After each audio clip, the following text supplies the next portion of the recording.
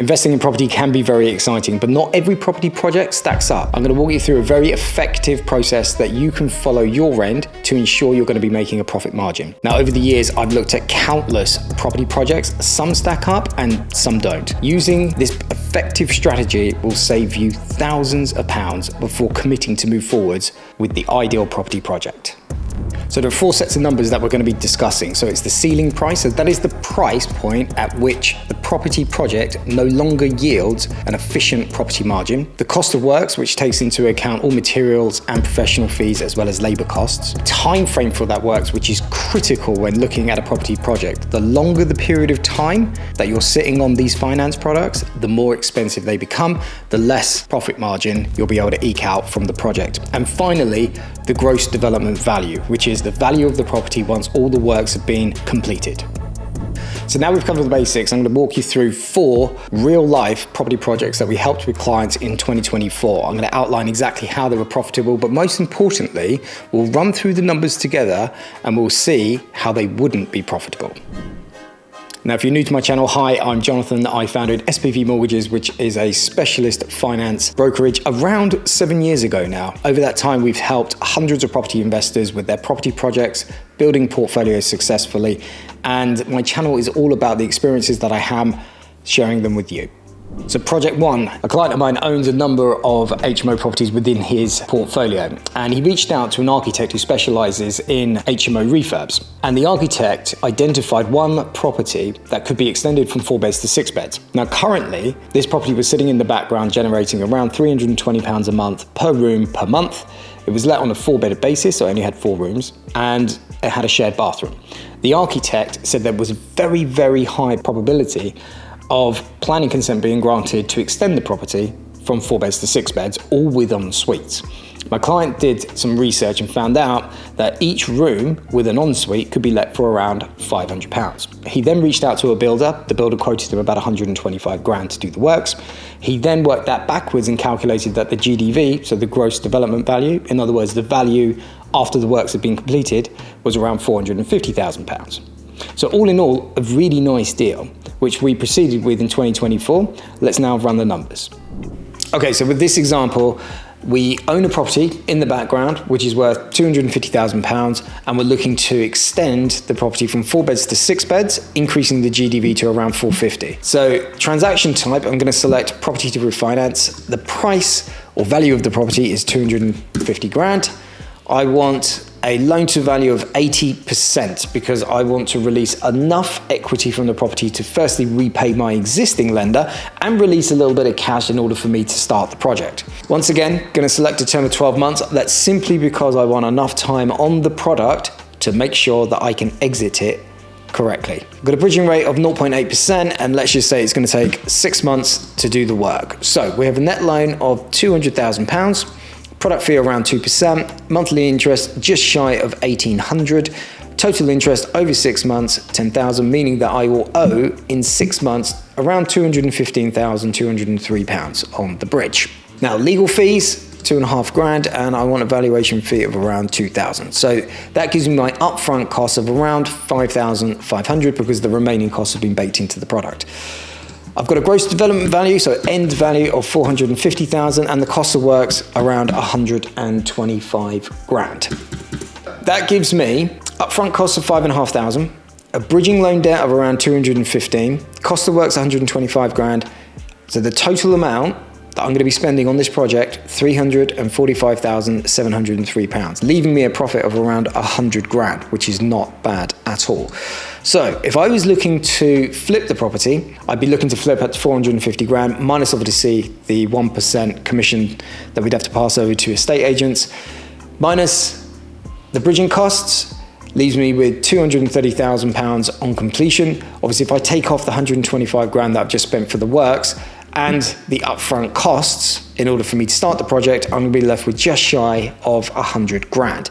But let's just say that I wanted to extend the property and retain it. So I would be looking at something like a 75% HMO refinance.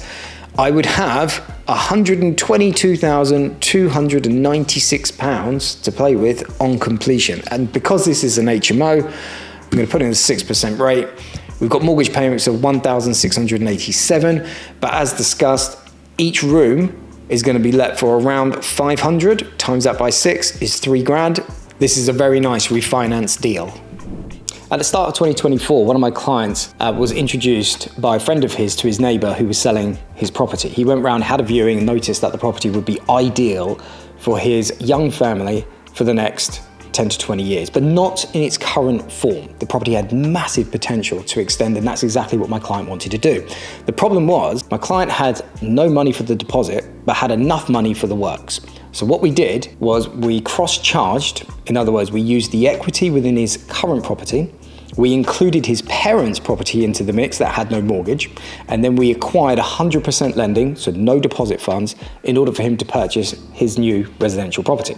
Now, with 4 kids, that was absolutely ideal for him. He could stay in his family home whilst the build was moving forwards. But the key to this was he put no money down at a ridiculously low rate as well. Okay, so here's an example of this type of transaction. So first of all, this was a residential purchase. Now, my client owned a property in the background worth $950. It had a current loan of, I think, $540, leaving him with a net loan of $122,500. But what we also did was include his parents' property, which is worth £400,000. So in total, the amount of additional securities actually valued 1.5 million, which meant that the net loan available just off the back of these 2 properties was £465,500. Now, he bought the property for $550, deposit of 35%, because we were looking for a very competitive loan, meaning that the net loan was around $357,500. However, because we've included the net loan from the background properties, it meant that the actual net loan on completion was $550,000, meaning that the client actually moved forwards with 100% lending. Now, once again, we structured the loan on 12 months. There was a bridging rate of around 0.7% on that deal, and he had the bridge in place for 8 months, meaning that at the end of the project, he owed £589,540.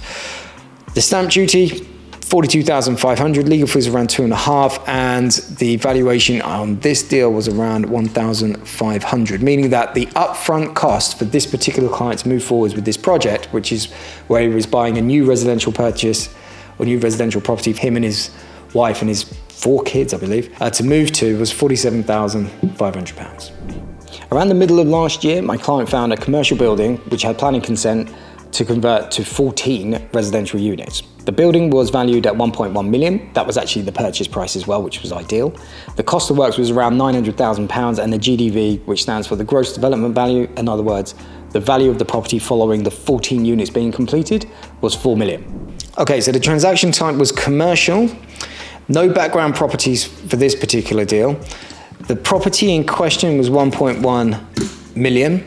Deposit required was 35%, giving a net loan of £715,000. The term was 18 months on this project. The rate was around 0.9, and my client was looking to exit in around month 13, meaning that the total cost for the bridging loan would be around £831,000. The stamp duty, $44,500. This is a commercial stamp duty, by the way. The calculator automatically does that for you. The legal fees were around 3 grand. The valuation fee was pretty chunky on this, was around 4 grand, meaning that the total upfront costs for this particular project to get under the way was $436,500. So the gross development value was around 4 million, and the cost of works was 900,000, meaning that the profit was £1,792,400. If the client wanted to sell the property after all the works had been completed, then he would be netting close to 1.8 million. Now, he didn't want to do that. He actually wanted to retain it in the background as a long-term investment. So we refinanced it at 70% with an interest rate of around 6.5%. His monthly payment was just over £15,000, but the property was generating well in excess of around 30 grand a month. Project-based property transactions are massive business in the UK. You can make an absolute killing on the profit as long as the numbers make sense. Now, if you're interested in understanding how to obtain financing with no deposit funds for a property project, watch this. If property projects aren't your thing, you're not interested in refurbs, conversions, extensions, and that sort of thing, then I would watch this video it will save you a huge amount of money in stamp duty.